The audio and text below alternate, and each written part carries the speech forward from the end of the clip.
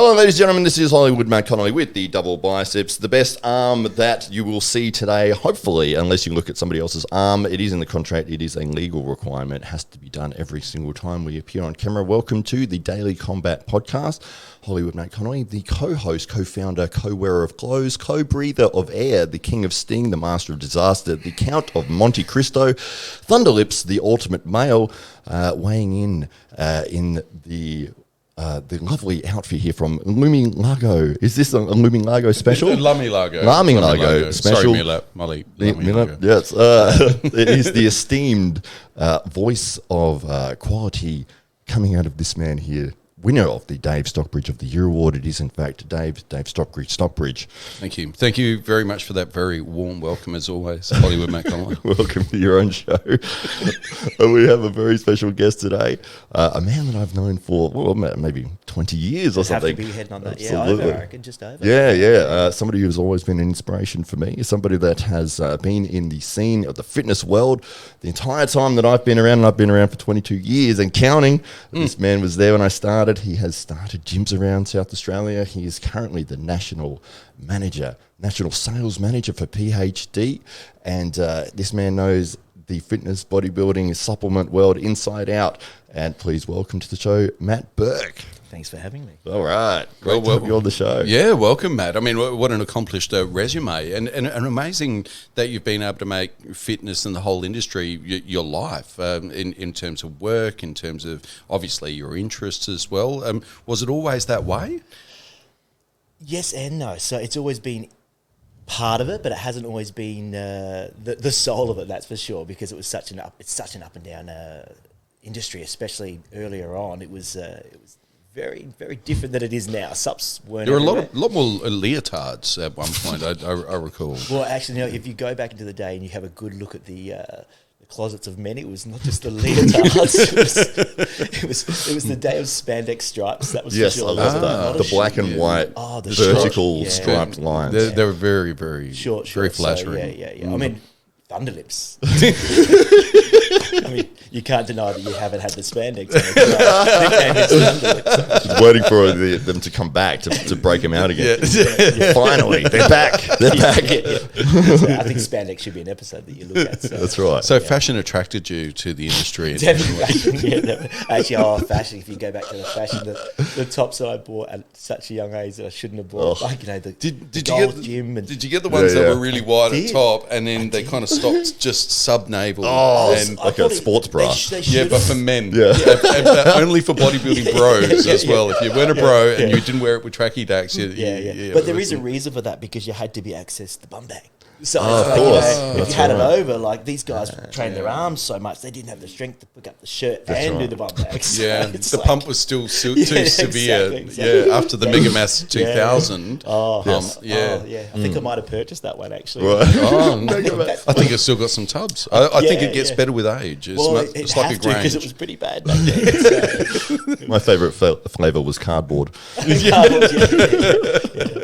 I'd like to think if you did have some in a tin somewhere, it would have corroded the tin. So there's just a little pile of sugar. That's all. And that's how they came. Remember, they came in the tin, and you like the old Milo tin, and you'd pop them open. Yeah. It was back in the day that your choices were so few. Sustenance. Yes. Yeah. Mega Mass 2000. Joe Weider, Mega Mass 2000. Yep. I think there was the 3000. 3000. That was very clever that they moved up 1,000 points in one go. I think it's 1,000 calories in every scoop. Yeah. Which one? Australian back in the day they had the best tasting at the time. They certainly things have changed. Americans I don't even remember. Was that the name of the brand? No, like Australian ones at the time, like you get those Mega Masses and it just tasted like skim milk powder, and then years later it turned out that's what Joe was doing. So it made sense. But no, Nutrilife had one back in the day, and it was actually the best tasting one at the time. Flavors now compared to then. When someone says to me now about, does it taste good? I'm like, I feel like giving you a history lesson. You have no idea what we went through. That's right. It's like eating a wax candle. It was horrible. If you got the good one. And is that the major advance in supplement technology has been the taste? Is that pretty much? You know what? So the last 25 years of This is- science and technology have delivered finally something that's water soluble Yes. and Exactly. that doesn't taste like cardboard. Yeah. Well, it shouldn't be that water soluble anyway. But no, It shouldn't be. Well, no, depending on the product you're using. Oh, okay. We'll go into that a bit later with pre-workouts and things and talk about that. But We when had a pre-workout before this podcast, just so You everybody's guys- aware. It was one of your PhDs. what was it? Should I ask just in case it was? It's Warhammer. No idea. Warhammer. That's a PhD, isn't it? No, No, just so it's you not. can Okay, direct us a never little bit, what type of PhD product should have we have had pre-podcast? Honestly, that depends because that's a pre-podcast. I mean, I'm pretty massive. Not really a pre-workout. That'd per se. obviously it'd be. Sorry, so pre-what? Massive. Well, not really a pre-workout because that's obviously energy. I mean, you know, you guys seem to not lack energy. I know you don't lack energy, but no, I mean, for like a general thing, it's not always a pre-workout. Like G Fuel is something I like to use as an afternoon pickup because it's a neurotransmitter, gets you helps you concentrate. Just for gamers. like a cognitive enhancer. Yeah, 100%. It's the world's biggest one. Is it really? It's for gamers. It's massive in America. Oh, gamers, Yeah. really? Yeah, Yeah. it's Well, that huge. makes sense. Okay. Yeah, it's Yeah. massive. Especially in an age where that's a sport. I mean, people are making millions of dollars a year Yeah. gaming. Yeah. Well, they're making I mean, it. there's Sports. esports Yeah. and Yeah. If you put the word E in front of it, you could say anything. anything. Yeah. That's right, yeah. Formula E. On Fridays, I play E-Wine. It's fantastic. I'm very good at it. So, What's different about G Fuel? So G Fuel 100% where you nailed it with the cognitive function. And the caffeine isn't overplayed either. It's pretty simple, 140 milligrams of caffeine. So if you look at a strong cup of coffee, it's probably close to that. But it also comes down to the way caffeine's released in your body as well. So a standard cup of coffee, a lot of people say to me, I just have coffee before workout. And that's great, whatever works for you. But for me, like caffeine, if I'm to drink a coffee, then 20 minutes later, I'm kind of like, you hit your slumber because it gets in pretty quickly, does what it needs to, hypes you up, come down. Whereas generally a pre-workout will have other things like time release things in there. So they'll have like an anhydrous, which is fairly fast releasing, but still longer than standard caffeine. Or they use like a demalate. The latest is Zoom XR, which is fantastic. It's a small amount of caffeine. The way they've basically enhanced it, what they've done to it is they've made it release very slowly. So it's great for those, you have that mixture of caffeines, you get a nice longer workout. It's pretty cool. So Beta-alanine as well. Is that's big in a lot of pre-workouts I see? Sorry, what was that? yeah. Am I saying that wrong? Beta-alanine? I'm probably saying it No, wrong. I've just never heard the word The before. what? The what? Say it again, I mate. think it's just VHS lead now. It's, That's beta's what like 80s Yeah, or yeah. something, It's beta. No, beta-alanine is, look, that's one of the best that I've ever used, and it's one of those ones you kind of go, and when you use it, you feel it, and you know. So in two ways. So it's the one that gives you the tingles, so it gives you that all-round body tingle, which actually has its benefits alone. Like a lot of years and years ago when I ran stores, it was ladies coming in to buy beta-alanine raw for their skin. To act on skin to sort of stay young. So I've been on beta a long time, so I don't know if it works. You're 300 years old as well. Exactly. Looking great. Yeah, that's it. Normally it's just me and Yoda just hanging out talking about our beta-alanine. He hasn't started his course yet. Exactly. But so that reduces your lactic acid and basically allowing you to perform for longer. So if you can offset that lactic acid, you're going to get more automatically. So it's one of the most proven ingredients. It's phenomenal. Like, so there are people out there who goes, I want one without the tingles because they just don't like that because it can be, and everyone's different. You can get butt tingles, lip tingles, skin tingles. It's forehead. It differs for every individual as well. So as long as you're not overdoing it, you should be fine with that. But it's amazing. So I remember the first time I started using it, it was back when you and I were both training at the gym that I worked at, which give her a plug, Olympic Muscle and Fitness. So basically I was on the leg extension. I remember doing the whole stack and I couldn't get past 15, no matter what, could not get past 15 reps. By 11, 12, I wanted to die, forcing those last three out. And a couple of weeks in, I actually got to 15 before the burn hit and I got 22. Wow. And I was like, wow, this is legit. This is absolutely phenomenal. And that's where, that and creatine have been the two most proven when it comes to enhanced ingredients. So were you at that stage already adopting supplementation, or was that kind of like a revelatory moment of, oh, hang on, I'm onto something now. What else is out there? No, I was already, I sort of it was one of those things when I first started supplements. I definitely didn't see myself getting into supplements because I felt like I was that kid that got ripped off because I heard about Victory Big skim milk powder. And it was like $6.50 for a kilo of that at the supermarket. Yeah. I'm like, Yeah, damn charging it. $80. Yeah. And I was a kid from Hackham that had to save that money to get, That's right. get my powder. And Mum was like, I'm sick of buying you chicken.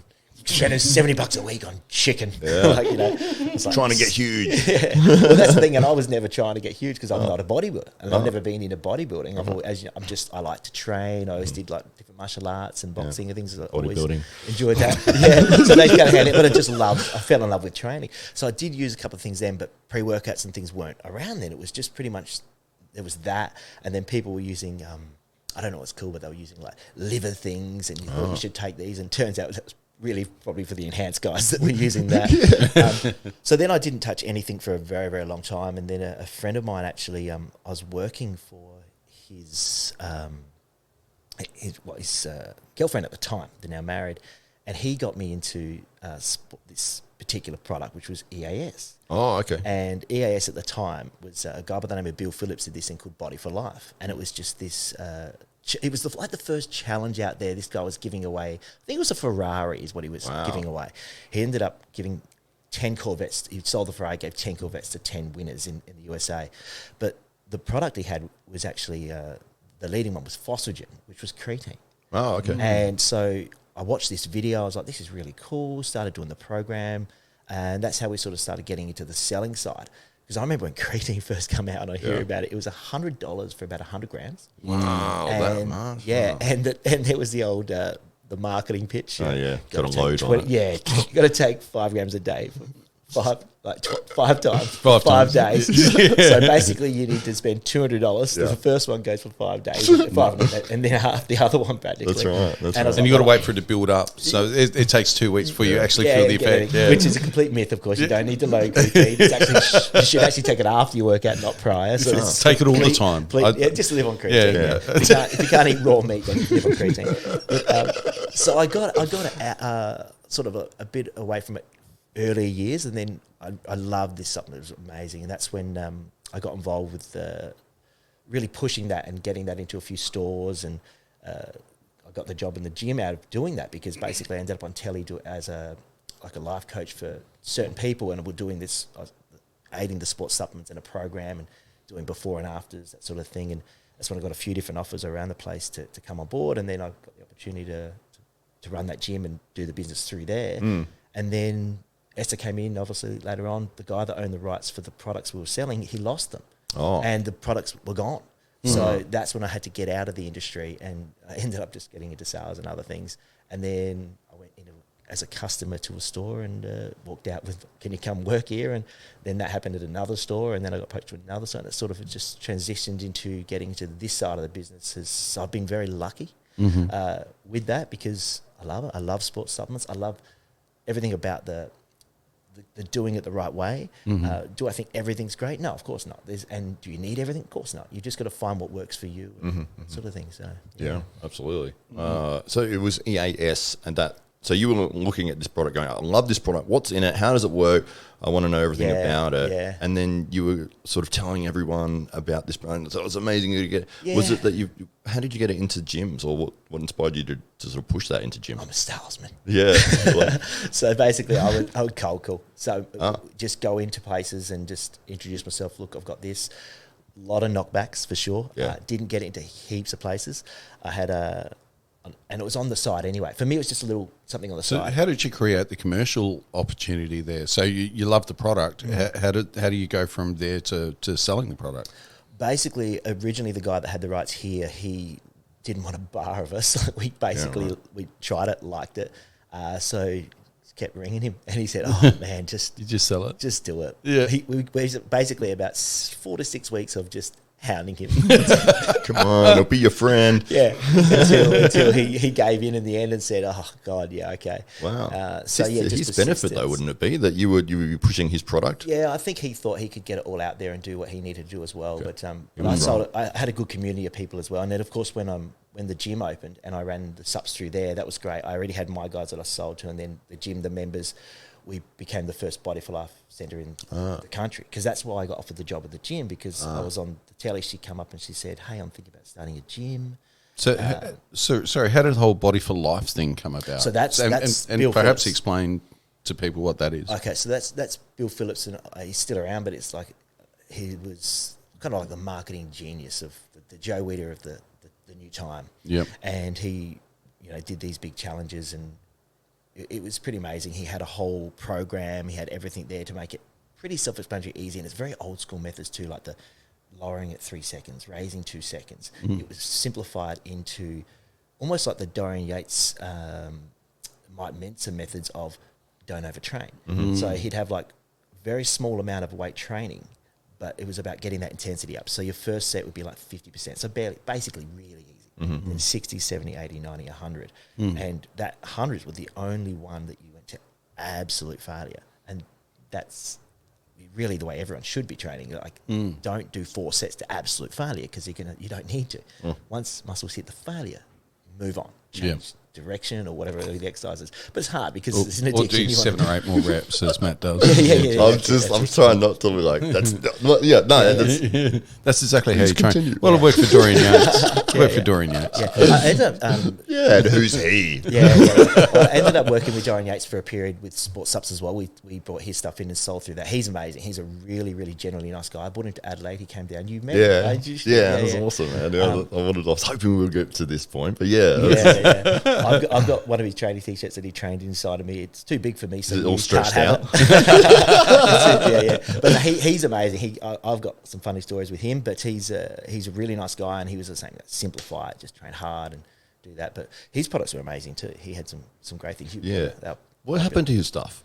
He was all about Europe. He wasn't about the USA, and he ended up something happened with it. I'm not sure what happened exactly behind the scenes, but he ended up closing that company and rebranding and doing a new one. But the new one was marketed like with bodybuilder on it, with bodybuilders on it. It doesn't sell in Australia. So no one's bothered to even pick it up. It doesn't mean the product's bad, because it wouldn't be. It's just there's a different market here. It's very different here than the USA. There's a lot of crossovers, of course, but there are a lot of differences. Like, for instance, if we're getting in a product and they got 5 flavours and one of them's fruit punch, we're going to launch 4 flavours. The fruit ones are always bad. They're so gross. We don't bring in the fruit punch. Yeah, that's a good idea. It's like tropical new. Yeah. And you're saying that emphasis on the bodybuilding side of things is it quells sales. It doesn't encourage sales, even when it's associated with Mr. Olympia. Correct. Yeah. So we're talking about picking up Kevin Lavrone's product. So he wanted to. He was pitching it to us there, and just had to walk away going, he's a great bodybuilder, but it won't work here. And we explained that to him, and we said, look, it's different here, because he was already with a distributor, and he was kind of blaming the distributor. This is what's happening, but it wasn't necessarily that. It was the fact that it just doesn't roll over. What is the main difference between the US market or European market versus Australia? Australians are smarter. They read the ingredients. It's not. And look, it's not very often done like that over there now. Anyway, like Kevin Laverne, same thing. He was doing quite a bit in Europe. Right. The European market is probably a little bit different, whereas the American market's closer to it now. Australia's probably getting more closer, but there's been periods where it's definitely been different. It's a different market. So when you're looking at a product to launch in Australia, so it sounds like that some of these big name companies and big name personalities will come to you and say, hey, we got a line, or we're thinking about this. What's our fit for the Australian marketplace? And when you're kind of evaluating that, what are some of the priorities that you have for that brand, and in evaluating how successful it might be in our marketplace? Look, there's a few things you've got to look at. Obviously, ingredients is a huge factor, right? But it's not always a primary thing. It is, of course, it's a huge part of it, and we're very, very much like, we got to make sure these products are legit, and we have to love these formulas. But packaging is also an absolute must. Like, if you look at some of the products that I bring in on the shelf, like they have a certain look that works, and it's just something, and they're easy to follow. They're not a mess. Sometimes things are a little bit all over the place. Like, there can be some products out there that you read the label and go, wow, this is an amazing formula. That's never going to sell me. Wow. Yeah, because it's just looks bad. It does. It's just the fact is it's not all about that. You know? And do you get a lot of input then into how they brand and package? Not to how they look. Like we're lucky enough to have worked with, like we've worked with Recon One very closely, which is one of the biggest companies in the world, and they do take certain things in consideration too. So Paul, the owner of the business, he gets hands on with them with those sort of things, and I'll talk to him with certain things, of course, with that. But they're cool. So that they've got, we could do this for you, but then you got to get a certain amount of whatever, which is fine because we can do that. We've got a huge network now, so they're pretty good with it. And not to say other companies we will work with won't as well, but it also comes into they have their brand, so they don't want to necessarily change their brand or change their formulas. But sometimes when it comes to Australia, we have to say, look, we can't do that because of this ingredient or whatever. So that's when they'll look at it and go, okay, well, the big picture is we can do the volume, so it's worth doing. It's worth changing for that. At what point did you become aware that you're an expert in this field? I don't think I'm an expert in this field. So how long have you been an expert? And reflecting upon your many years as yeah. an expert. You took the lab coat off before you came in. I do feel like I know my trade, but when it comes down to... but not just, the biochemical side of things, but also the branding, the market acceptance. I think it's just a natural thing. Some people can sort of have an eye for certain things and take note of that. And again, Paul, the owner of the company, he has an amazing eye for detail with things like this. He just has an absolute knack with that as well. And we have a lot of similarities in that as well. I mean, across the team, we've got a great team that can generally know what's going on with things, but you can't always know. Sometimes we hit something, you go, this is amazing, and a year later we just don't have it anymore. Wow. It just didn't work. It's just unfortunate. And this is why it's a lot of people will go, I'm going to do my own supplement, I'm going to do this, or it's a lot harder than you think, because it's a flooded market. It's very, very flooded. And on top of that, we've got the network, and not every brand we bring in can always be a hit. Our stock we have right now, we are very lucky to have like just home run after home run right now with the products we have. But you just don't know what's going to happen in the future. Things change, and it's a tricky market, that's for sure. It really is. Yeah, so going back to you being an expert, Go ahead, Got to put underneath your title. There must have been some point where you're going through. I mean, it's quite an unconventional career pathway. For one, there wouldn't be too many people that are in your position. I wouldn't think that there's too many formal pathways into that world anyway. It's more being an enthusiast of the lifestyle, but then also having a real appreciation for the supplementation, the dietary side, and all the other facets of that are associated with that.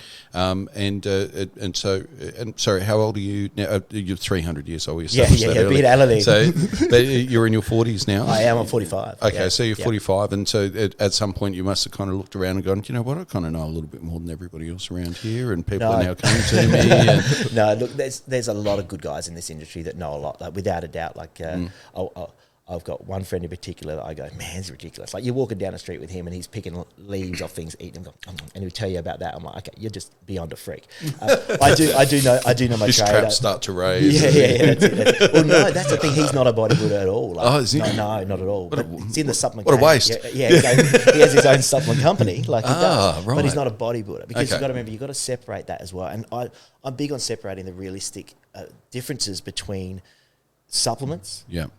Diet, of course, and the other side, the dark side. There's a huge difference, and I say to people, look, this is not what this is. This is supplementation. This is going to aid you. There is benefits to this, but this is a completely different thing.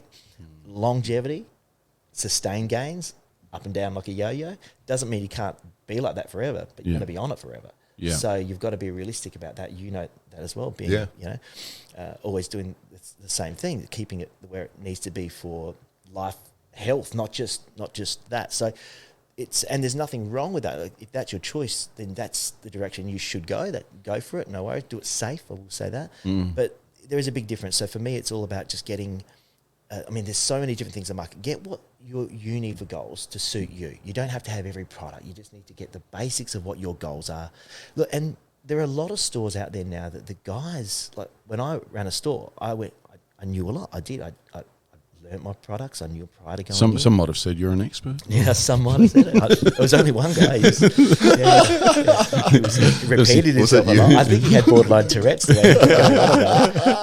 There's a young Matt Connolly that would come into the store. Go see the expert. But no, it's there's these guys. They're learning. They're learning. They're reading. They're able to help you out. So do be open for that, because you can always learn from someone.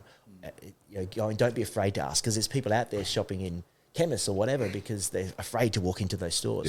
Don't be afraid to walk into these stores. These guys want to help you, and there's some great people in this industry. They are some amazing guys that just want to see you get your goals and help you get a lot of free advice from these guys. Absolutely. It is funny, isn't it, that the people sort of mix up that, because the idea of a supplement is that if you can't get this through your normal food and nutrition, you're supplementing it with one of these products. It's like, I'm trying to hit this amount of protein per day, and I just can't eat another chicken, steak, fish, tuna, eggs. It's like, well, here is a powdered form of it. You can get 30 grams, and that's the idea. And you're it's cheaper. supplementing that. It's a lot cheaper as well. And time frame that you do with, like you said, with that, it's just mix up, go. Before you go to bed, for instance, like I do not go to bed without having a protein shake. I just don't go to bed. Yeah, that's it.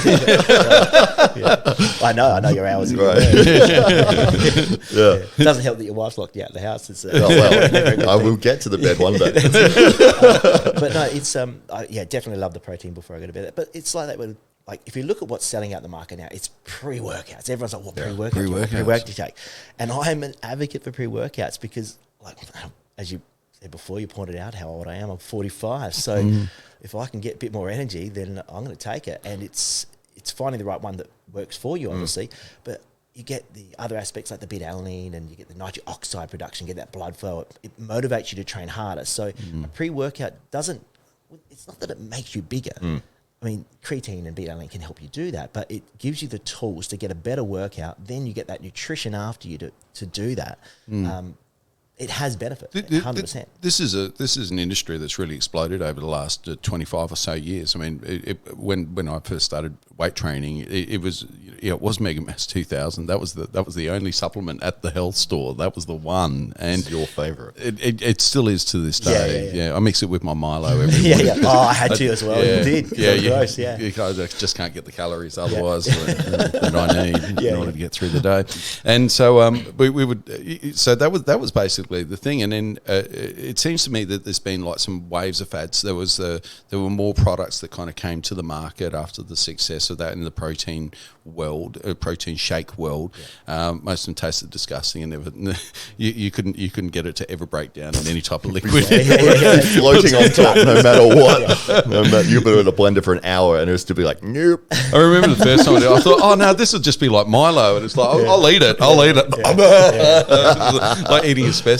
So that was kind of the first wave of almost supplementation that I was aware of in that space, and then it was the creatine revolution that seemed to, and now is it fair to say the third wave is the pre-workout? That's the latest fad. Fourth. How do you gauge these waves? That's the wave now. I think that's the wave. The pre-workout. I don't think anything's going to come in and change that. Like pre-workouts. Can there be anything else? Is there something else? Is there a new technology we don't yet know about? If there is, it'll get is there a post-work? What about the post-workout world? Surely there's got to be a bit more done there. They don't sell anymore. See, that's the sad thing. There are so many good things. Getting a post-workout, obviously, it's the same thing. Like you can get it from protein, but then you add your oats, or you can buy a good protein shake. But yeah, they did do that. They had a post-workouts, I'd say closer to sort of 12-year mark. There was a good popularity of them at one stage. Yep. There was a lot of other things like with the creatine. What they did is they'd do like a cell mass, and it was like it was basically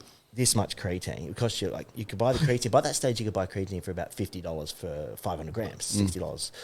And then you'd buy this for like 110. Right. It was this much creatine, and it was just multidextrose or dextrose. So basically, rice powder sort of thing. Yeah. Like it's a rip-off. So it was a rip-off. So now it had its part where it's like a delivery system. It helps deliver it, all these things.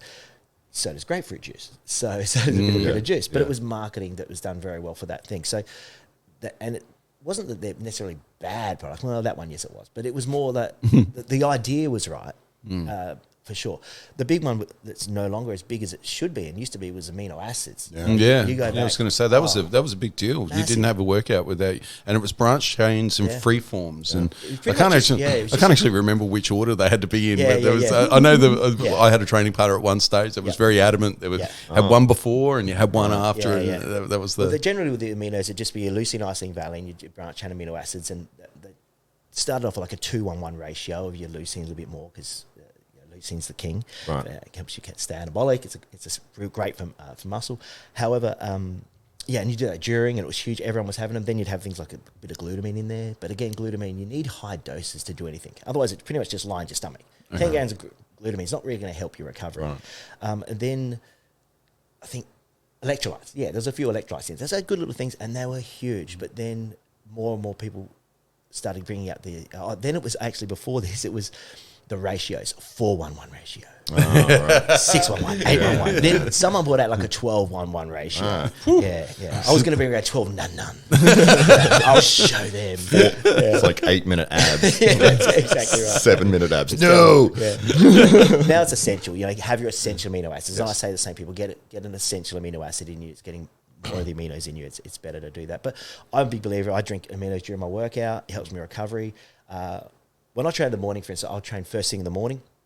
I'll have some protein. I'll have oat bran. I don't have oatmeal. I chuck some oat bran in there. It's better for your nutrients, lower in carbs. It's just better. Well, maybe you could step us through a normal day in the life. So for me, I'll start with that initially. So I'll do a pre-workout in the morning. So even before you've woken up?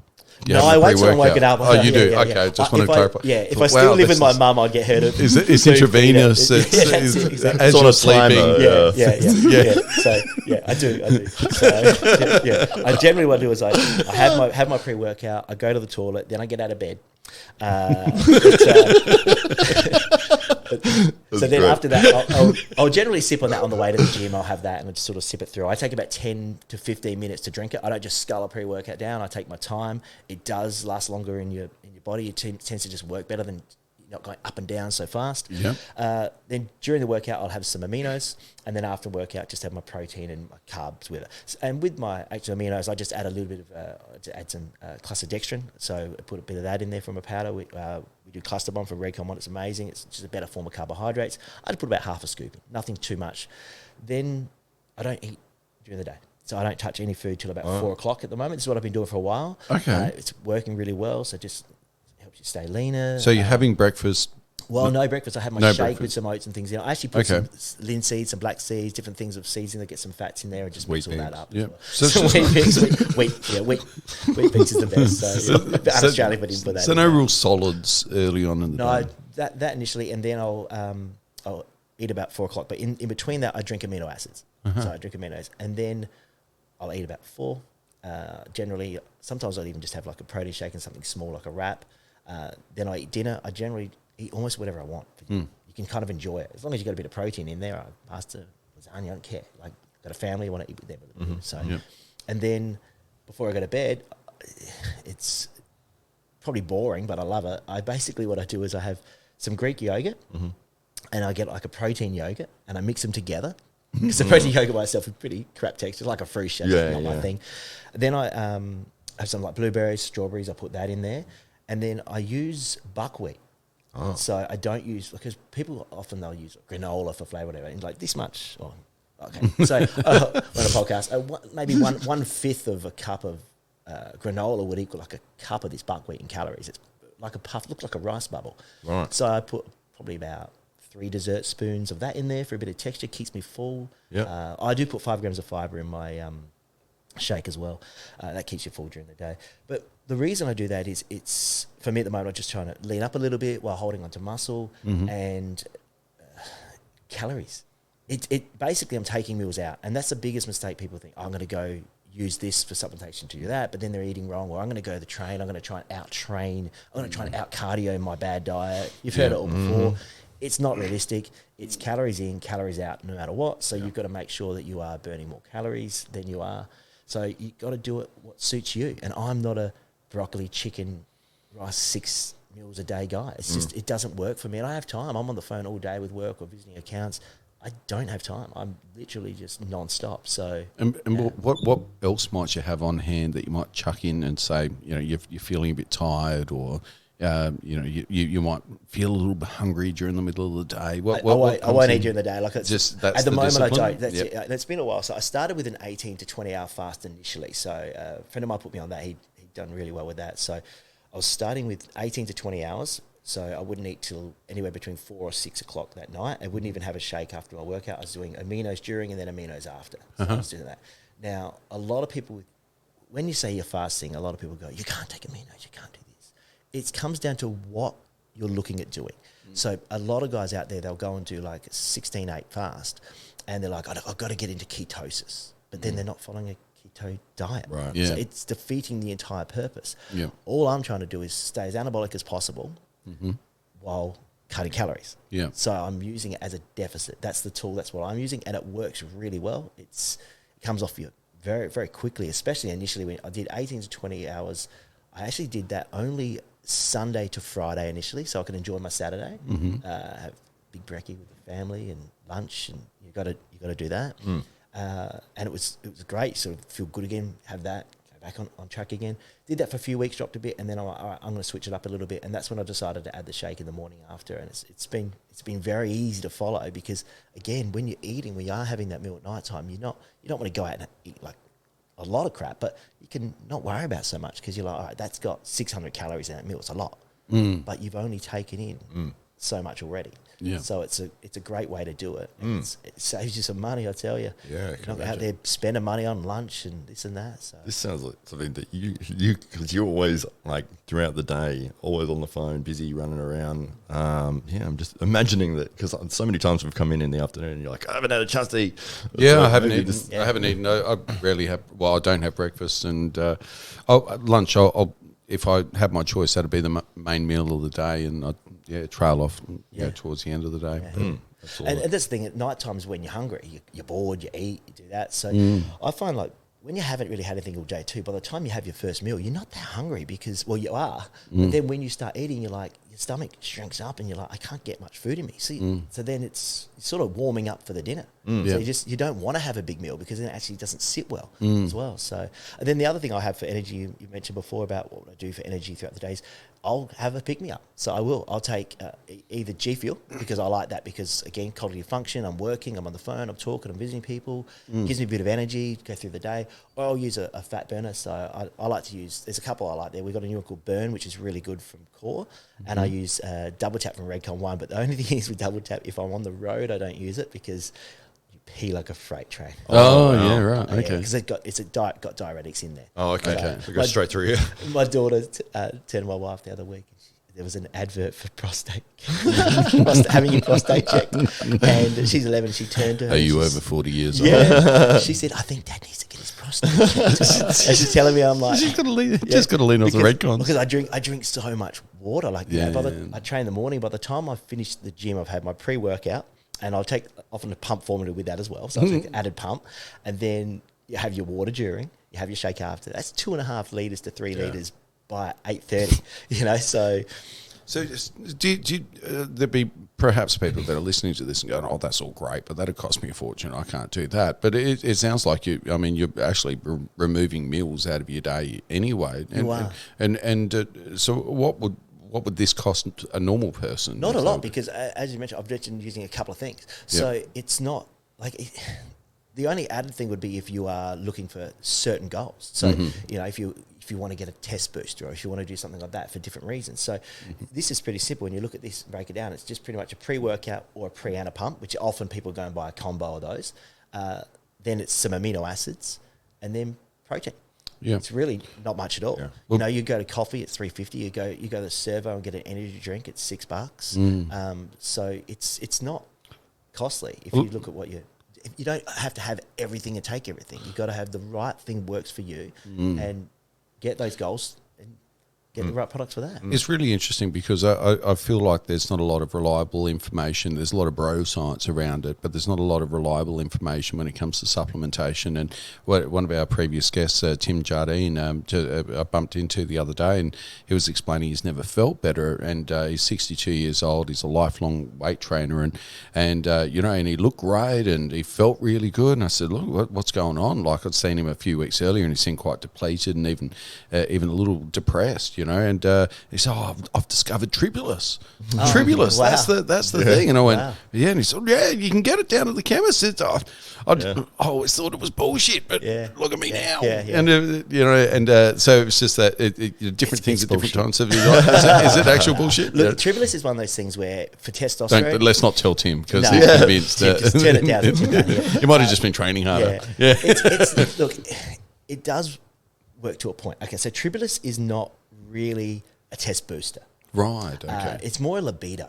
Okay. So you can go to the... That might have been why he liked it. Maybe that's why that's he was it. feeling That's happy. it. Yeah. So if It's you go, working. Yeah, you can go to the health food store. You can buy your Tribulus formulas, your little man formulas. You don't really see it in anything anymore in the sports supplement world. You just don't. Okay. I couldn't even tell you last time I saw it. Right. You could also get, if you want to get one formula, you might pay say $30 for a little Tribulus style formula for the health food store. You could buy the same formula at like an adult shop for $99. Yeah, exactly. With the same formula, because they're like, it's just going to do this. Yeah, Right? horny goat weed. Or Yeah. something. But also it doesn't do this. So it's like, but no. So that's a little bit old school, obviously, but nothing wrong with a bit of old school. If it's working for him, maybe it's placebo effect, or maybe it's something else. But again, maybe it's just helping him with libido, helping his energy a little bit. He could have been lacking in some way. Yeah. But some of those things in those test boosters, so that I've seen recently, well, maybe in the last 5 years or whatever, that have sort of become popularised. So ashwagandha. The KC. You want to look for KSM 66. You want to make sure you've got the legit trademark ingredient there. So you want the quality, and you've got to look for those sort of things in products as well, like creatine. Is it pure creatine, for instance? Right. What kind of creatine works best for you? I like a creatine nitrate. I like creatine, crealkaline creatine. But it's quality. You've got to make sure you're getting the right thing there. But with test boosters, look, there's mixed science on this one. I personally like it. I actually got a couple of little pimples pop up on this one, and I was like, I like this. Right. So this is good. This is doing something, without a doubt. And that you probably heard of it, D-aspartic acid. Yes. And they used to say, take 3.2 grams in the morning, and I found my body would harden up really fast using that. So that's a common one used in a lot of test boosters these days. And I personally found that has been the best, without a doubt. Back in the day, it was zinc, magnesium, B6, ZMA. Also helps you with your growth hormone. You've got L-orthenine, that sort of thing for your growth hormone. So good at night time for those. Lion's mane or Oh, something. lion's mane. Lion's mane is actually really, really good. So lion's mane, I don't have any products with lion's mane in it, but if I could make an amazing lion's mane powder, I would, but you can't. Because it tastes so bad. I thought you were saying it's illegal in Australia or something. No, you want to get capsules. If you're going to use I had the lion's same mane, problem get with a skim capsule. milk. You just add sugar. Yeah, that's it. Oh, nothing wrong with a skim milk, mate. Nothing wrong with skim milk. Skim milk powder. But it's not tasty. So we got offered a company a couple of years back, and we were looking at it, and we're like, it's pretty cool packaging, it's all that. And we saw a form and went, how are they going to make this taste good? So we ended up passing on it, and it ended up going into someone else took it, and everyone bought it straight away. And then it just didn't sell. Because you tasted it. And word of mouth. And it just tasted really, really bad. So, there's certain that you've got to take that into account. And here's the thing, too. A lot of people say to me, what's the best pre-workout to take or whatever? But the most common question I hear when I'm visiting stores is, what does it taste like? Yes. And I want to go, because, okay, when you taste one of my pre-workouts, they are flavoured and you taste the flavour 100%, but what does it taste like? It tastes like a pre-workout. Right. That's what it should do. Now, there are a couple of products, I'm not going to name, there's a couple of products on the market that taste like cordial. Right. Okay. No. It's impossible to get that amount of ingredients that are on some of these labels to taste and mix the way it does. So, for instance, when I'm doing a promo and I'm setting up towers or whatever, within 10 minutes, like this powder on the bottom, it's sitting on the bottom, you can see it. These ones, they're not even sitting on the bottom, so you've got to question it. Now, that's just a bit red flag to me. So don't go in and say, what does it taste like? What does it do? Why would I take this product? Like, what's the best one for pump? What's the best one for energy that I need? Try and find those questions out. And don't always stay on the same thing. Mix it up a little bit, change things around, find what works for you as well. But get the guys behind the store if you can. Ask them their preference and see what they think as well. All right, I'm gonna ask you what are some of the best products in their particular segments are right now that you guys carry on that might be market leaders. So if we talk protein powder.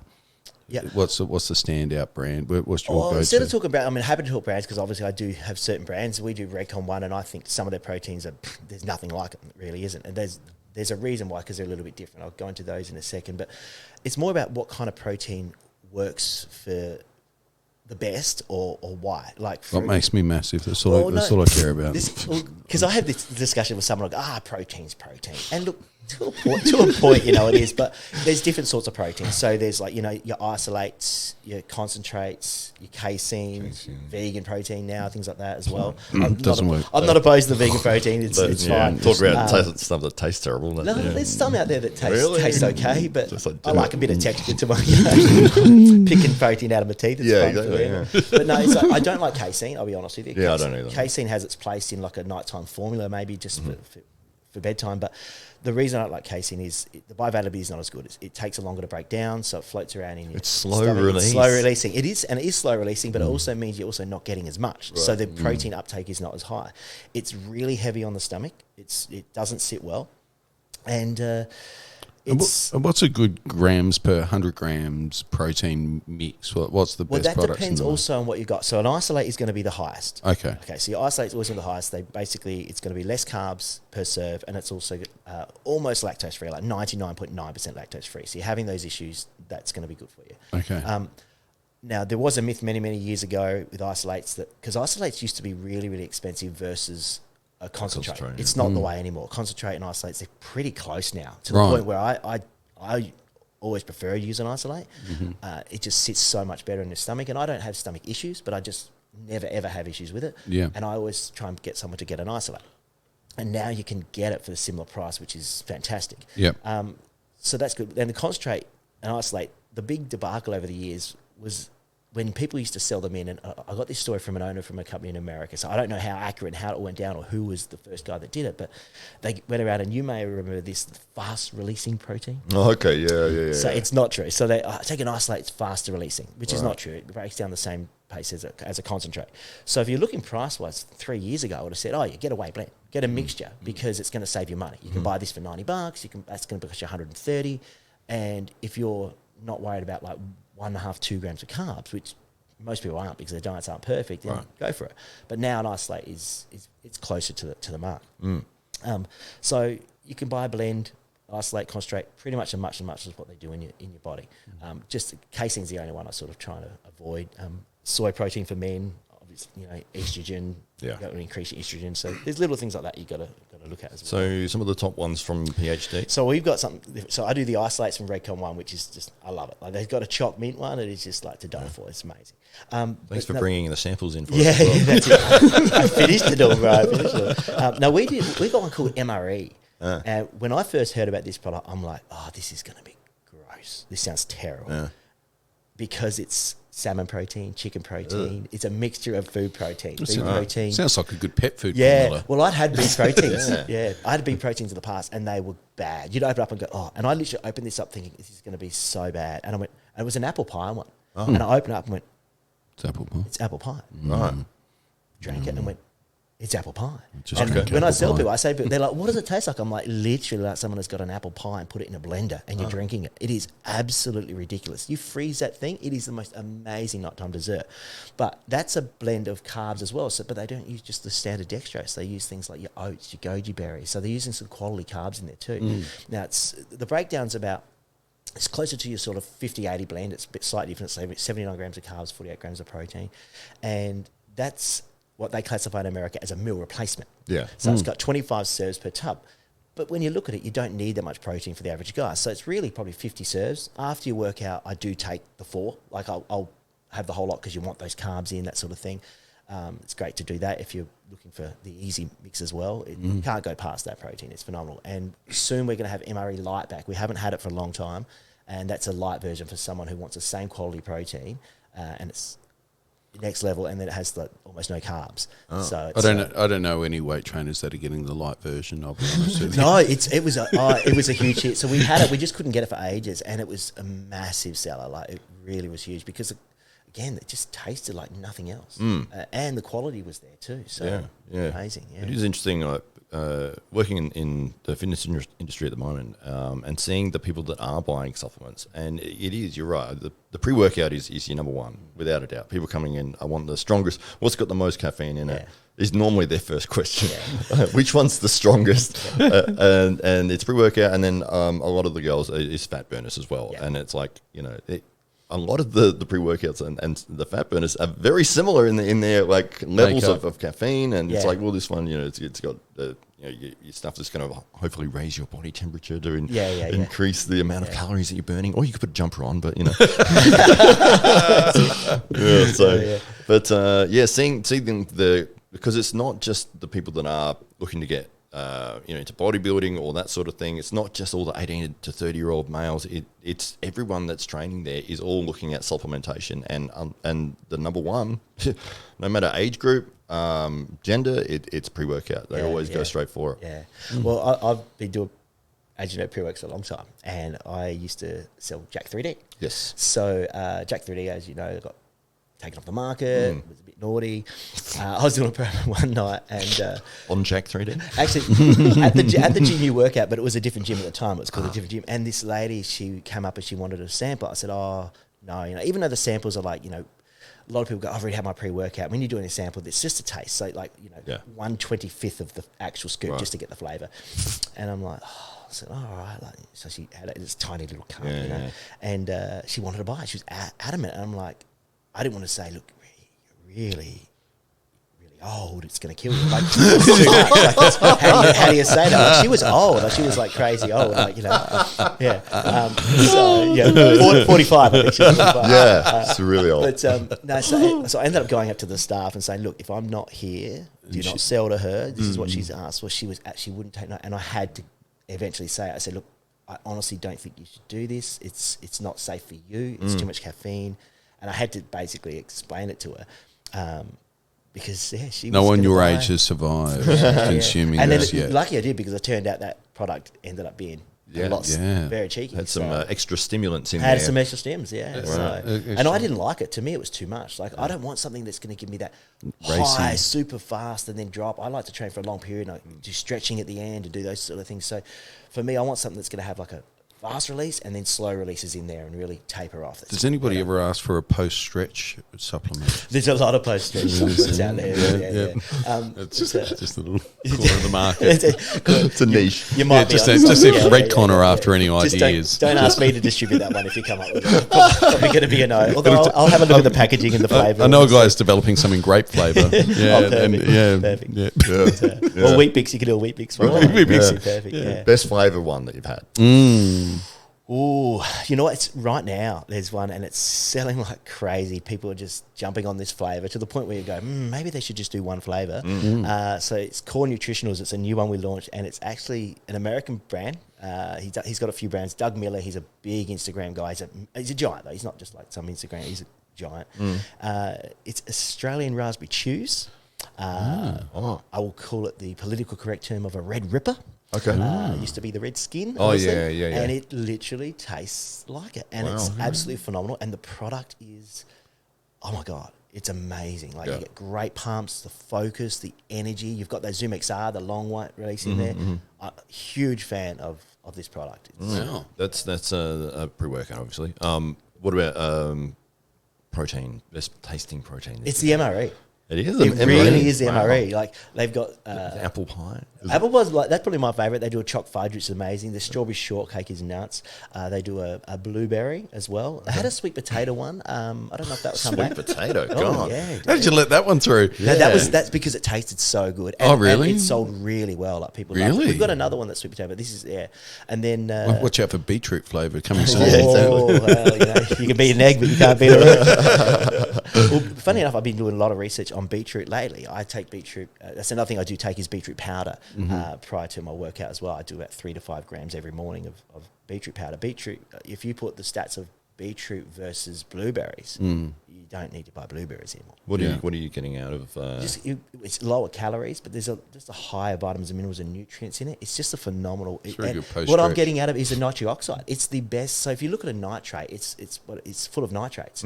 So it's a great pump product. So you will see it in a lot of pump formulas as well. So yeah. So for the people that don't know what nitrates do, obviously they pump you up. So basically, when you're training arms, when you're training anything, you are going to get an enhanced pump. You will look bigger.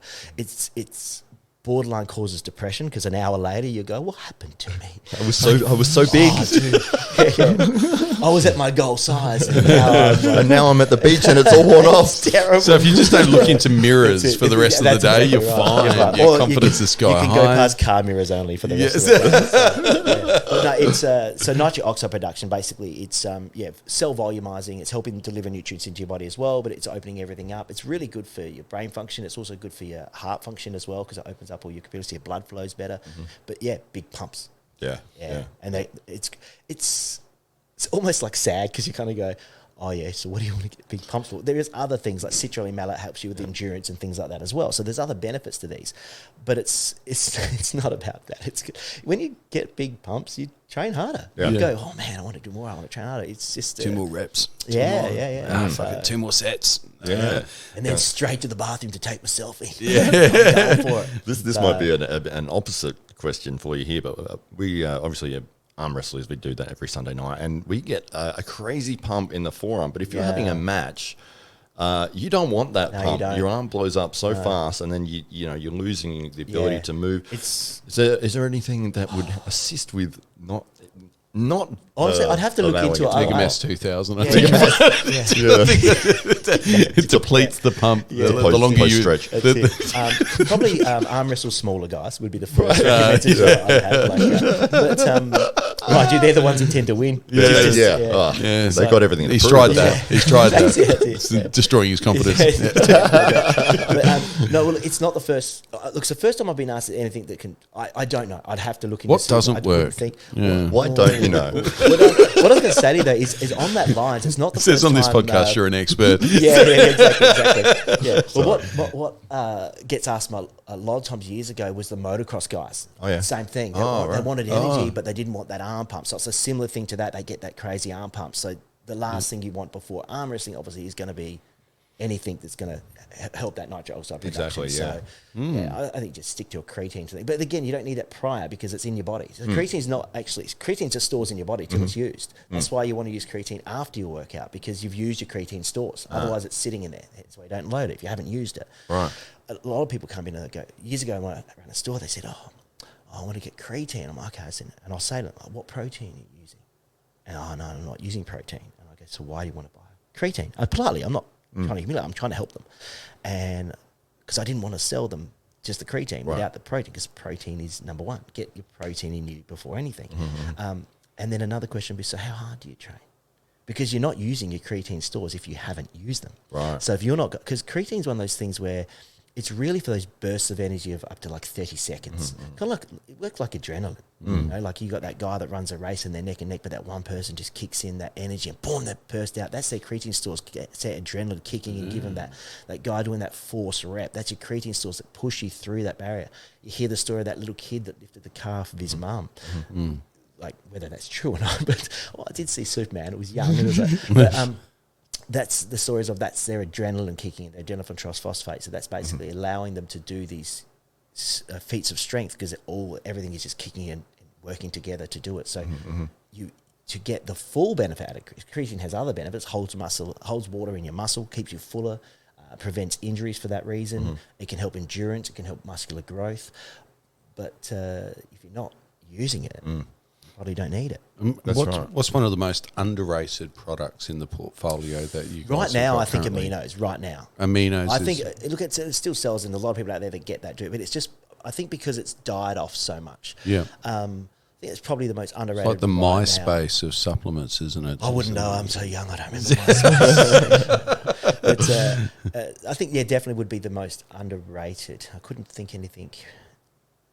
it's a people necessity that don't outside know of- amino acids, so your essential amino acids, you're looking at a protein strand, and then you're Yeah. picking out the three that. no, that's your branch chain. So there's Right. eight. So basically, it's a formula with a blended amino acids that work best in your body in order to help with you keeping you anabolic. Right. That's probably the best way to describe it. It can help you. And the other thing too is like a huge benefit to having aminos is you're going to drink a lot more water. Right. And water's still king. So Yeah. you want to make sure you get lots of water. And there's so many people that say, I can't drink water. Still to this day, I can't drink water. What's wrong with you, dude? Are you human? I love water. I love water. But a few people I've said to it, take amino acids, going to help you drink that water. And It's like and cordial. So now you're 45. Obviously, longevity should is we something. call this episode Now He's 45? Now he's 45. Soon to be 40. The first 45 years. 45-year-old expert. So longevity must be playing on your mind as well, somewhat, and you're wasn't, thinking but about. thanks for that. Now that I brought it to your attention that there's not that much time to go, it's all good that you look good now. But but as you're thinking about the next, keeping yourself optimised for the next 20 or so years, can you see your regime changing at all? Yeah, because my joints are rooted. They are. Oh, yeah, like I've got- This is from the weight training. No, not really. Like for instance, at the bad moment I've got my genetics. shoulder. At the moment, my shoulder's kind of screwed because I've got like an impingement. Okay. And I honestly think that I did that by sleeping wrong. Yeah. I'll learn how to sleep. I had 45 years to practice, but I'm almost there.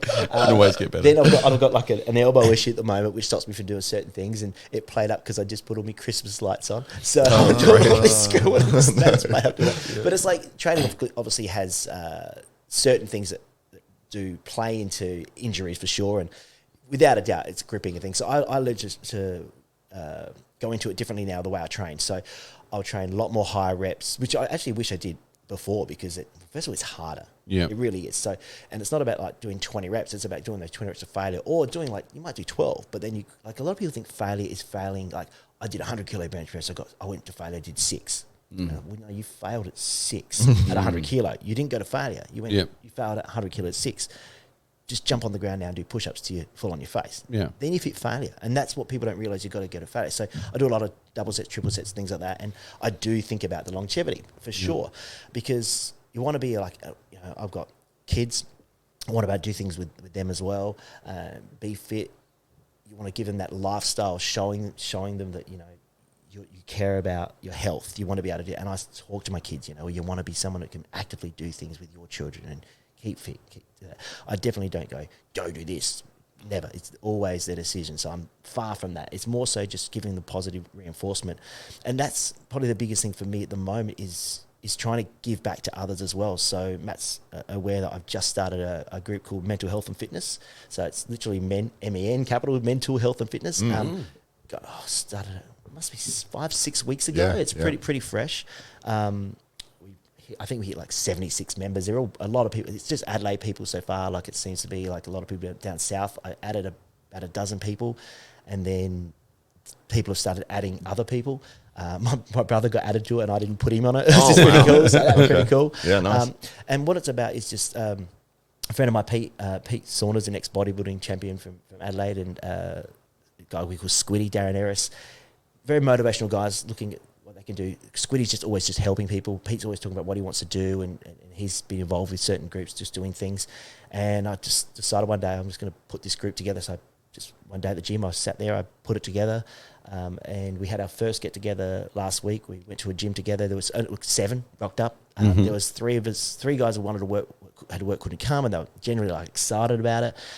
We've got another one coming up next Saturday. Everyone's welcome. Like it's basically So how does that work? So what there's a group.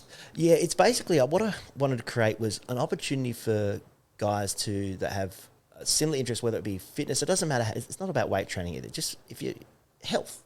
Yeah. Like a couple of guys had messaged me saying this is fantastic because there's these men's health groups they might go to, but they can't go to the catch-ups because they want to catch up at the pub and have a beer, and these guys can't drink anymore. Yeah. So they're like, I can't be around alcohol or whatever. Yeah. And look, everyone has their dark days, their mental health issues. I don't think if anyone says doesn't have some sort of mental health issue, it hasn't been something, I think that's crazy. Yeah. I wouldn't say I'm on the top level of mental health in any way, shape or form. Like you've known me well enough. But Could be the pre-workouts. Probably Yeah, helping exactly. with that. But I've definitely been through things. The last couple of years, we've had a lot of things come up that's made it harder as well. And it was more. My wife works with kids. I think school's called Flow. So she's an SSO with them, and she's always helping. And it's amazing. And I said, I just want to do something. I want to give back and help others. And I believe I've got some knowledge to help, and also I really just showing positivity. And we've got a good group of people that are really into it and getting into it. So it's new. But it's something that I really hope takes off well. And when I say take off too, I was actually saying, I hope we get a dozen, maybe 20 members. And straight away, I had 50 within a week and a half. Yeah.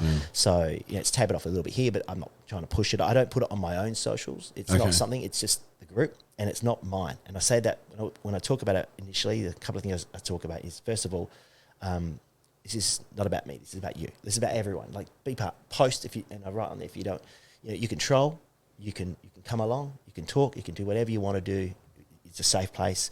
If you need an ear, we're here to talk to you. Happy to take our time to give you an ear if you need it as well. And also just bringing people together. Because as you do get older, people I'm very lucky to have a great community of friends. A lot of people don't, and this is something we're trying to create where you can come along, go out, do a training session. Then we went out for a feed. We're going to do it next Saturday as well. So it's a group, a support group. Yeah, a support group, and it's just a little bit different. With some mentoring, with it's hard to say where it's going to develop because it's so new. It's not like a hugely well thought out process. I had one thing in mind, and that was just being there and helping people if we can. Yeah, just trying to find a way to do that, and it's going to be a learning curve to see what happens. What do you think's attracted so many people to it so quickly so far? Matt joined. That was a lot of people just saw Matt. Yeah. I actually had to hack into his phone to get him to join. And then the numbers started to drop away. That's right. Yeah. God, no. No, I think. Well, funny enough, there's quite a few people on there that I go, I know that dude. Yeah. So I know them, and then they've joined through friends. Friends have added them and things like that. But I think it's because, initially, I think I know quite a few people around the area. So some people are going to know that who I am as a character, but at the same token, they might actually get some knowledge out of it. But also, it's been fun. So some memes in there. There's some different things. There's some more heartfelt things I think here and there as well. But I just don't know. It's so early. I don't know where it's going to go. So if people want to find, it's just called Mental Health and Fitness. It's a group for men on Facebook. It's just a group, so just type in Mental Health and Fitness, and add yourself to the group. And hey, for a guy, you qualify. It's not a sexist thing. It's just it's about comfort things. So someone did add a female, and I had to sort of I had to delete it. Unfortunately, it's just for the fact that when we went out on Saturday, a couple of guys really started opening up and talking about a few things. And I put it past them. I said, look, this has happened. What do you think? And they're like, oh no, we wouldn't have opened up if there was a girl there. And that's just the reality of it.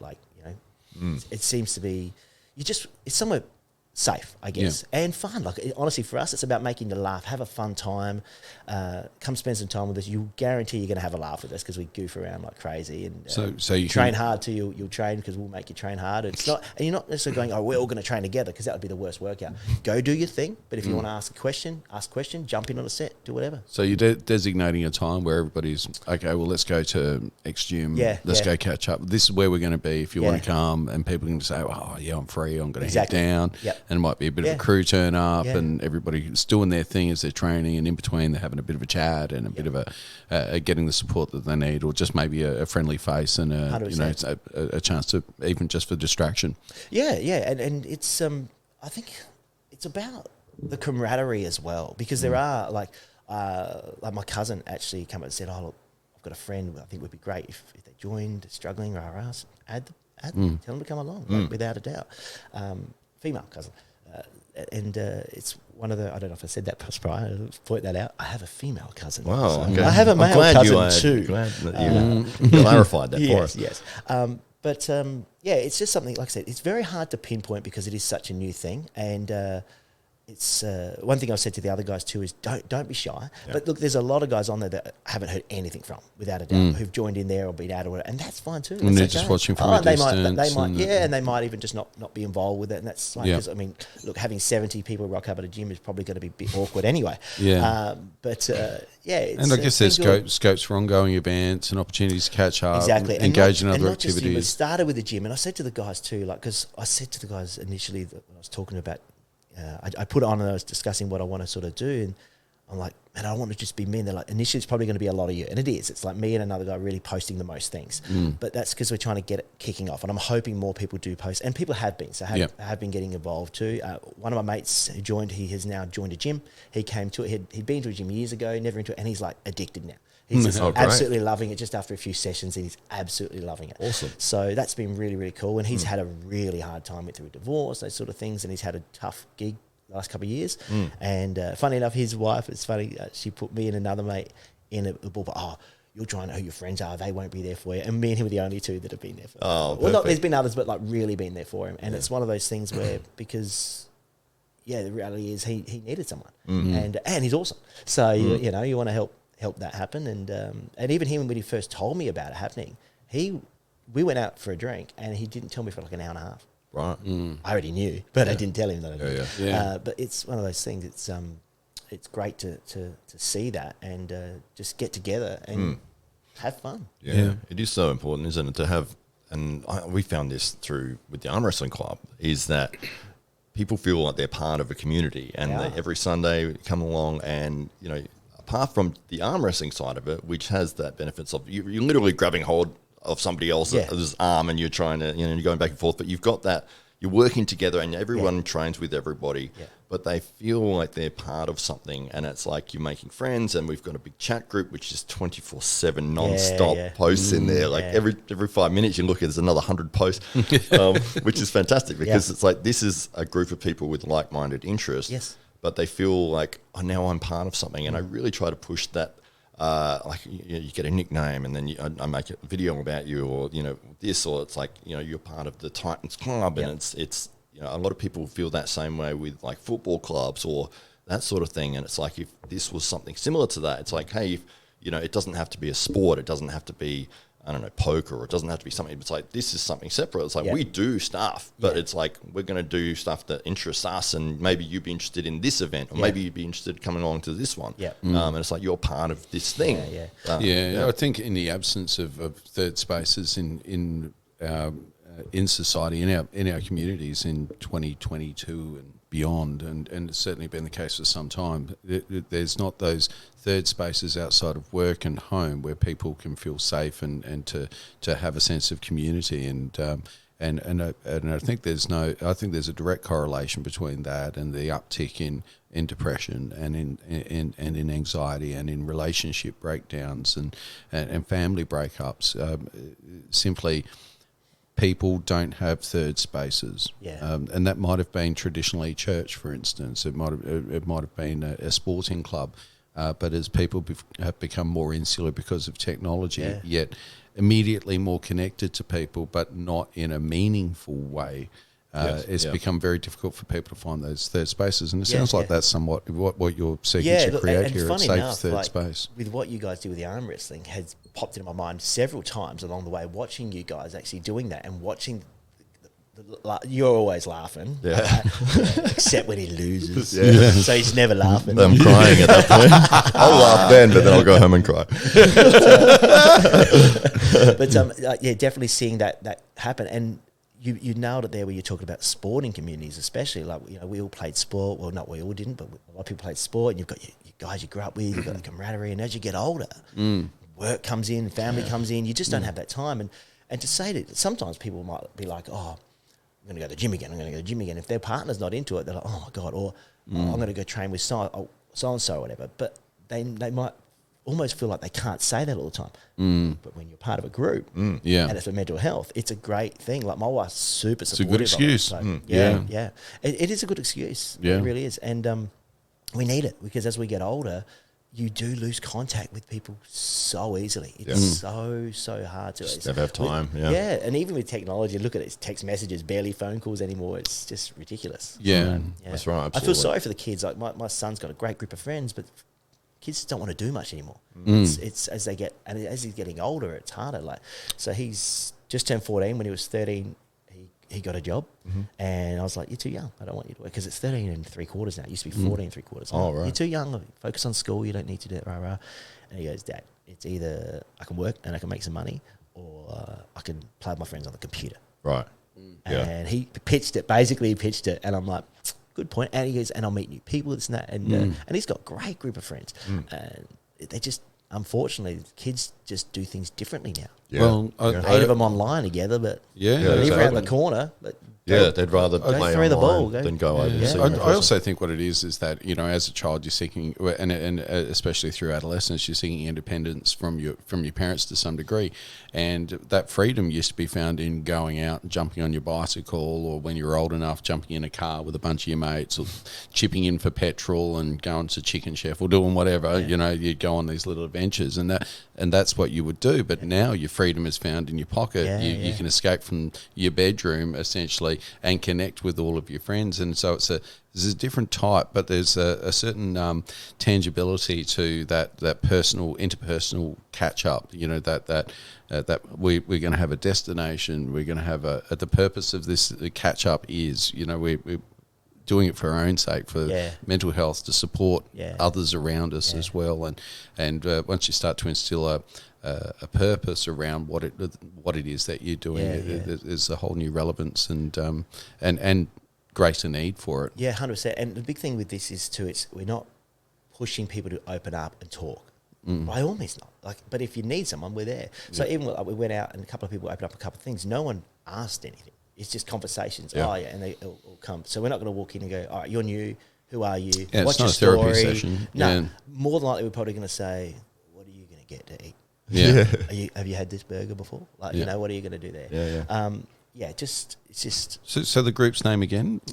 I think it's called Thunderlips 2000. Thunderlips 2000. 2000. That's to denote how many you gotta calories be- in every burger you eat when you 45 or over.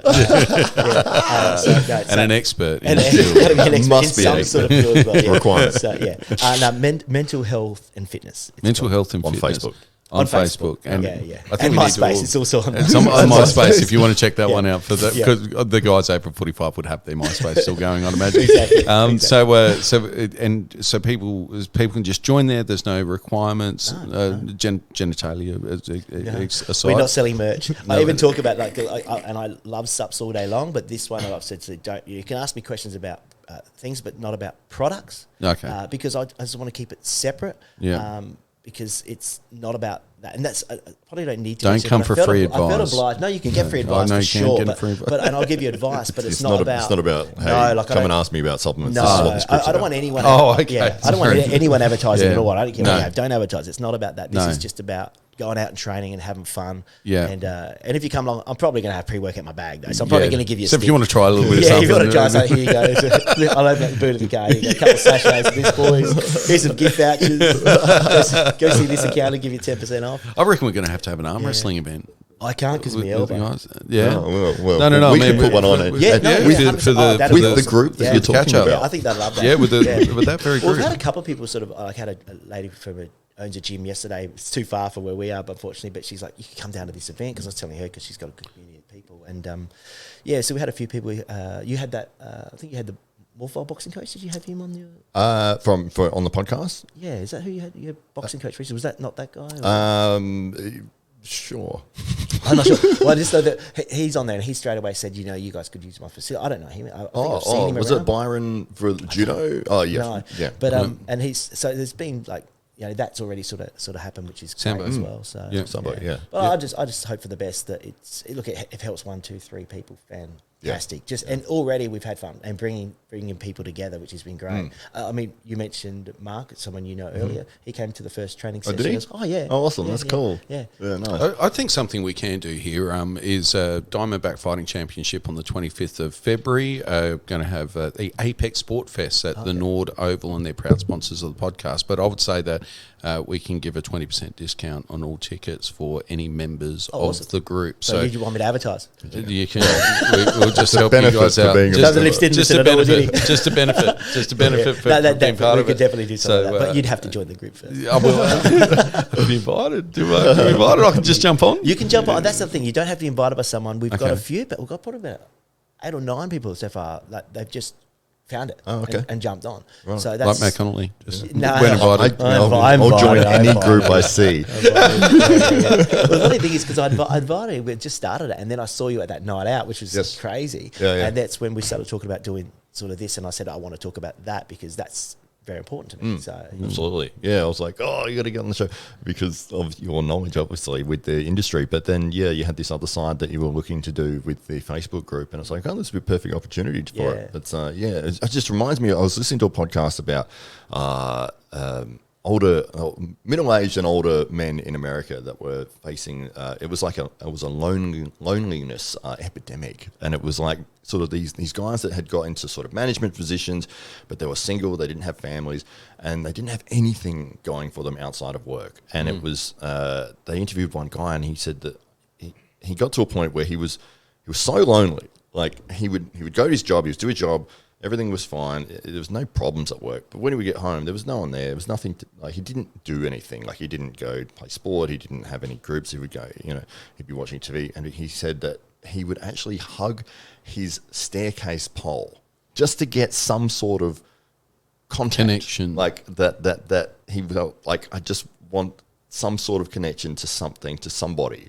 And he was imagining that would be someone. And Okay, so we don't want weirdos like that in the group, obviously, but well, no, that's the point he got to. How many stairs? Yeah, exactly. Yeah. No, I'm saying that's because it is a very strange behavior.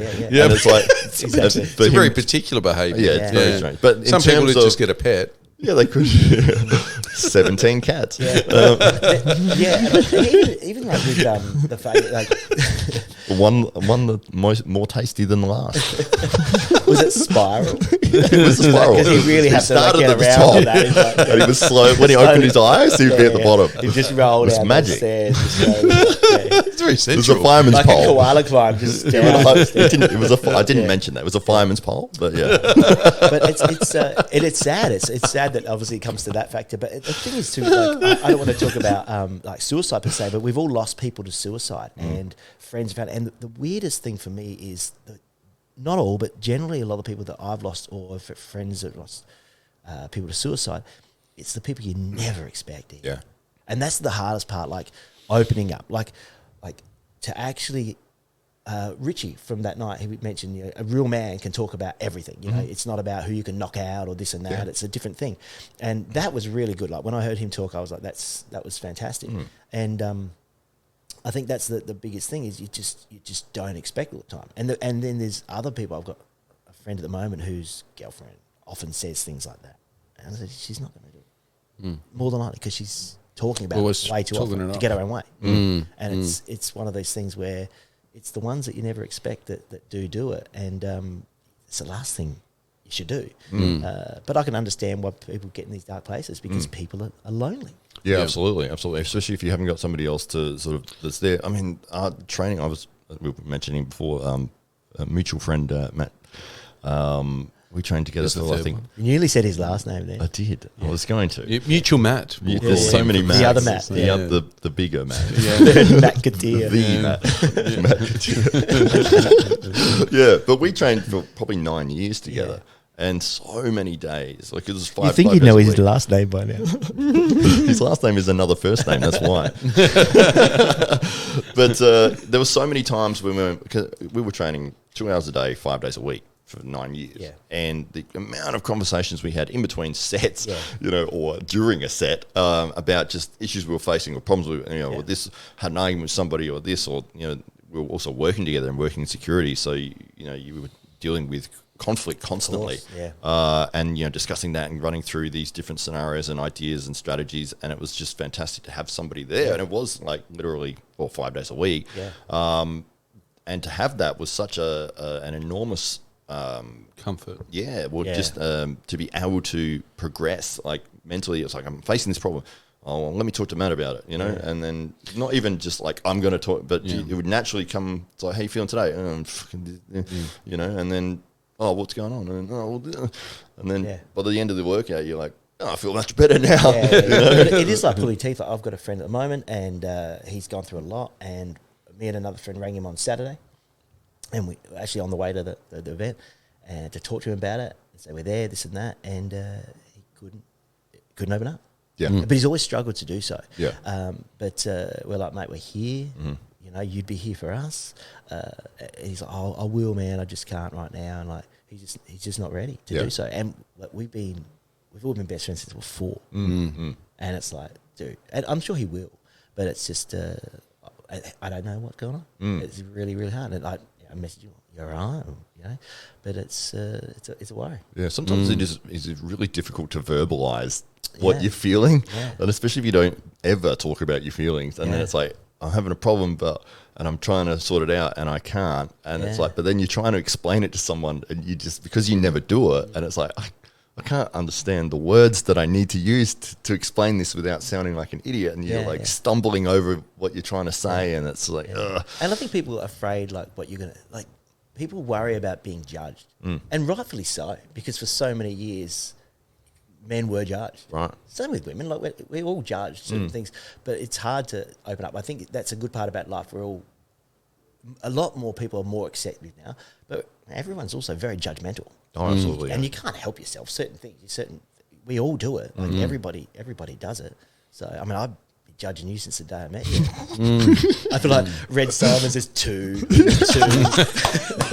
I love that. I just had a mental image of the 2 exactly as he used to write it. He used to do a weird 2, and I was like, that's perfect. That's fantastic. Well, yeah. So for more of these group catch ups, so it sounds like this is an evolving group, but the main idea is if you're a man and you just want a connection and you're into your development personally, you just want to catch up with some like-minded people, catch an ear and hang out, train. Yeah. Perhaps other events on the horizon. Yeah, that's what we talked about. An arm wrestling night coming up soon. Yeah, exactly. And, but we'd like to do other things too. It's just we're just finding our feet because it's so early. So because like so far, it generally has been a lot of the guys that are showing the interest are all tend to be like gym guys. But when I say gym guys, it doesn't mean they're all buff these gym guys. Just like the gym. But they all have those tops that stop. No one has the tops. You get a free one when you join. That'll be the first advertisement when I start bringing those in. I tell you. So, I'm waiting for Redcon's new line of tops, just like that, just coming to very, very soon. I might cut this one off next time. Just go straight across there and really get it out there. But so we'd love to do certain other things. I don't know what yet. There's different. There's tree climbing places. They're just going for Mount Lofty walk or. God knows, skirmish. Who knows? Like it could be some great things we can do. Paintball. Yeah. But who knows? I just don't know where it's going to go. But keen to see what happens. It's a safe space for men, and you don't have to feel like you're miserable. You don't have to feel like you're suicidal. No. You just need feel to. Like you can add. That's the thing. I saw a guy today, and like he could add to the group, and he's in it. And I said, mate, you're a wealth of knowledge and experience. I said, add. You can add to this. Yeah. So and a chance to be of service if you feel you got something to offer as well. So so it's a wonderful thing that you're doing, Matt. Appreciate it. Yeah, well done. That's great. Yeah. Cool. Yeah. All right. Well, thank you again. Well, I think we'll wrap up there. I was going to leave in a second. Yeah. So I'm going to get back to work. My boss is going to had enough 15 minutes ago. I did talk about the SUP, so Paul, I'm going to tell you right now, Call Fury. I mentioned that a few times. That's right. Absolutely. But yeah, thank you so much for coming in. Pleasure. It is, in fact, the National Sales Manager for PhD. It's Matt Burke. So thank you again. Congratulations. The double tricep. I love it. The patent. It's in the contract. You'll see me on Shark Tank. Slightly different. Awesome. All right. Thanks, guys. man. I appreciate it.